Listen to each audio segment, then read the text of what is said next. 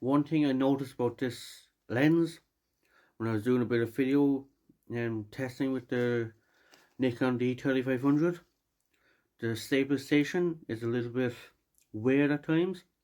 I'll show you the clip there in a sec to showcase it really. But so when I was testing, I was at 200mm, so maxing out really. So it's like this weird shake, as I said. So I'll bring up the clip and I'll show you what I meant. Ignore the sound, but you saw it there at the start. Next one will be soon. So no, you can tell autofocus, okay. It's gonna play soon now. Yeah, that.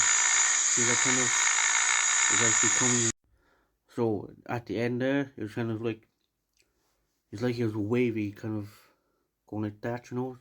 Kind of weird. Obviously, it's just something to do with how the stabilization works. That's kind of working against either the shutter or the sensor or whatever was kind of becoming wavy. So not exactly good for video work. Now, with it being handled at 200, probably doesn't help. But either way, probably not something I'd use for a lot of video work.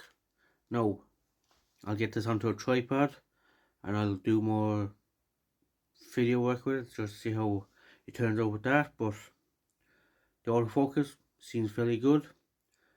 Sensor itself, the 1080, good. It's just that one thing lets it down the odd time. But look, we live, we learn, and we'll get on with it. Thanks for watching.